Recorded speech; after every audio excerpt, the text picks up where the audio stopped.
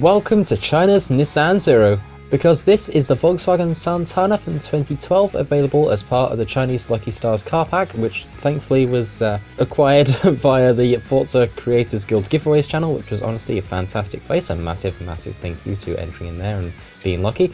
But definitely go ahead and check out the Forza Creators Guild. They're a fantastic group of people doing amazing things for the community. But in the meantime, this is the Volkswagen Santana. It boasts a wonderful 94 brake horsepower, 107 foot-pounds of torque, and weighs 2,425 pounds. So despite the fact the rumours fly of these being made as early as 1986, this thing looks no different, but it is a 2012 model of the Volkswagen Santana, yet it still looks like it's heavily inspired by the 80s, which is absolutely mad, with a very boxy design front, side and back, again like we saw with the Nissan Zero, of course being made for years and still looking the same in 2010. Going to the inside, it actually doesn't look too bad. There's a lot of, there's a lot of buttons, there's a couple dials and gauges. Now let's go ahead and take a listen to the engine Volkswagen put in this thing.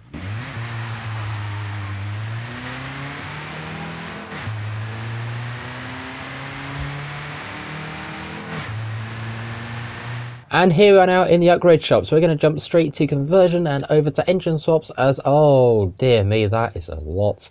Okay, we've got ourselves the 2-litre inline 4 VVT, we've got ourselves a 2-litre inline 4 turbo, we have a 6.2-litre V8, a 2.6-litre inline 6 twin turbo, a 1.6-litre inline 4 turbo rally, we've got a racing 3-litre inline 6 turbo, a 3.8-litre V6 twin turbo, a 7-litre V8, a 3.5-litre V8 twin turbo, a 4.8-litre V12, a racing V12, a 2-litre or 2.6-litre 4-rotor racing engine, and a racing 7.2-litre V8, and I can finally stop for breath. Man, this has got more engines than I've had hot dinners. And believe it or not, much like the MG7 from last week, this thing is also front-wheel drive. We can go ahead and make this thing rear-wheel or all-wheel should we wish to, and I am very much going to do so. And you can also turbocharge the stock engine, which you bet we're doing. As for aero and appearance, what do we have for this thing? We've got a whopping Forza Aero at the front, which is a bit disappointing. And at the back, let's see, we've got Forza Aero, which is just the almighty normal Forza wing. Well, even more disappointing. Yay! Honestly, I was kind of hoping we'd have at least some body kits for this thing, but oh well, seems Forza had other ideas. In the meantime, we're going to go ahead and throw this thing onto some semi-slicks and try and make this into a little bit of a B-class race build. How well we're going to do is honestly beyond me at this point. Okay, race springs and dampers, but honestly the stock ride height of this thing kind of makes me wonder if it can do a wheelie or not, which I'm going to hazard a guess that it might, but I'm not quite too sure. Okay, so after some upgrading, we're now sat at just over £2,000. We've got 196 brake horsepower for 46,500 credits, and we're at the top of B-class. I think this could be a very good car. Okay, and the joys of everything, now I have to sit here and tune gears for a front-wheel drive car, which I've not done in a while. Oh dear, this is going to be terrifying. In the meantime, let's go ahead and take a look at the paints for this thing. We've got nothing in advance like normal, which is a bit sad. We've only got 3 manufacturer colours. We've got this blue, a rather maroon, if that makes sense. And we've also got a rather nice looking white paint for this thing, which honestly does suit it very well. So here it is, the Volkswagen Santana, essentially just basically a Jetta at this point to you and I, or Volkswagen Bora, I believe, is also something that takes a few design cues from this thing, although the Bora is about the only thing that I've actually ever seen in real life. Now, apparently these things are available in the UK, and they're anywhere from around 3,000 to 5,000 to 12,750. The prices of these things are all over the place, but I do believe they are still quite a rare classic, at least as far as the UK is concerned. And away we go! We're going to take the little Santana and try and get to first place among a sea of other various BMWs, probably a couple of the Volkswagens, and I believe there's also an Audi in here as well.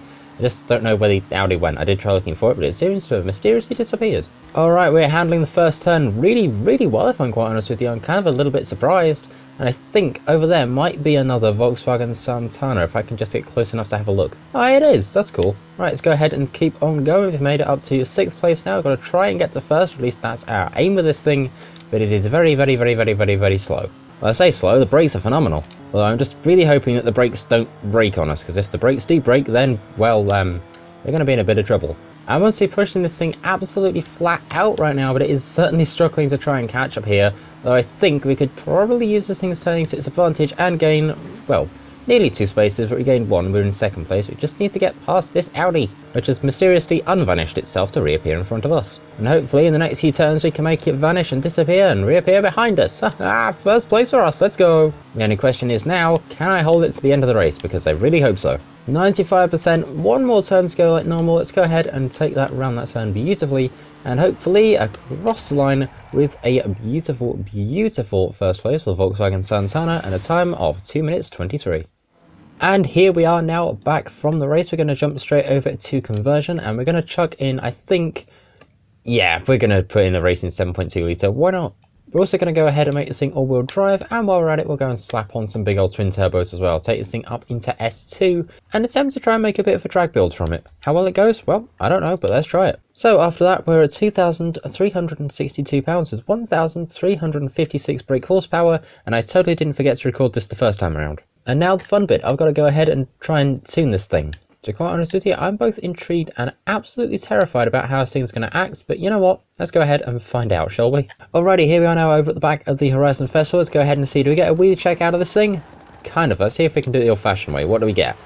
Oh yeah, yes we do, yes we do. Alrighty, let's go ahead and get ourselves on launch control, and away we go with the Volkswagen Santana. I have no idea what that says, control or something or other. Let's go ahead and see what we get through the speed camera, which is just down here. We're already cracking over 200, and through the camera at 211, and here we go into the sandstorm at 230 miles an hour, and we've got no brakes, and I can't hear a thing. I wonder how many sandstorm comments I'm going to get now. Alrighty, here we are now back over at the festival like normal. Let's go ahead and throw this thing onto some race springs and dampers, and we'll go ahead and also set our tyres back to what they should have been, which were just over here with the semi-slick race tyre compound. And now we're going to go and head out to the motorway and find out just how quick one of these things really can be. To say I'm a little bit scared is an understatement. Alrighty, here we are now over at the edge of the motorway. Let's go ahead and just slam on brakes and completely miss the great where I meant to put my wheels. Come on, there we go, much better. Go ahead and get ourselves ready, launch control like always, and away we go. Flame spinning out of the back of this thing because of the joys of anti-lag. Let's go ahead and see what we get out of this thing. Honestly, I'm intrigued and terrified to see what we get, but I'm hoping it's going to be something good. Let's see what the 80s looking aerodynamic brick has got for us. Honestly, I'm just terrified. At the bottom right it says 250 something already. Come on, make it round the bend, come on, there we go. Out of the speed zone, 253.46. It is breaking my brain to even try and keep up with this, which is honestly insane.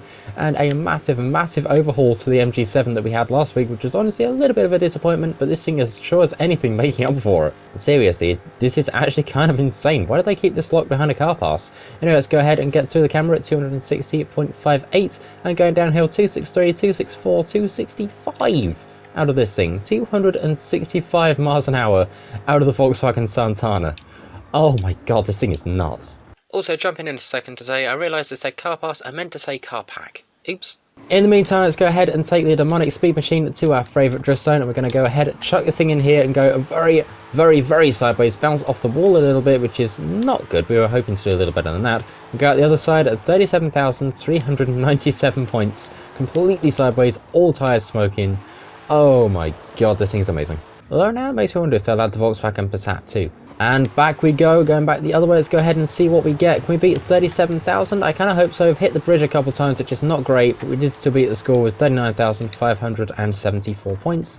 And I've got a feeling then that if I actually took my time and made this into a proper all-wheel drive Gymkhana build, this thing would do very, very well. Now, at the start of this video, I said this thing was a little bit like the Chinese version of the Nissan Tsuru, with it being made by, you know, a kind of, quote, foreign manufacturer, and then, like, just being absolutely all over the place in terms of how famous this thing can get.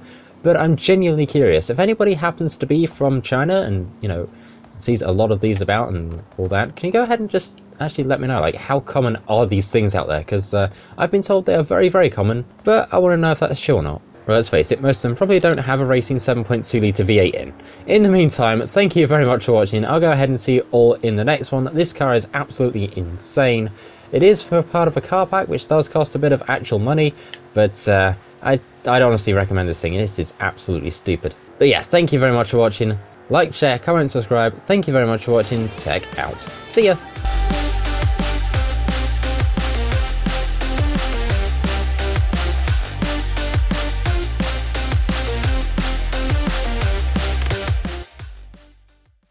Time to make the Santana fly!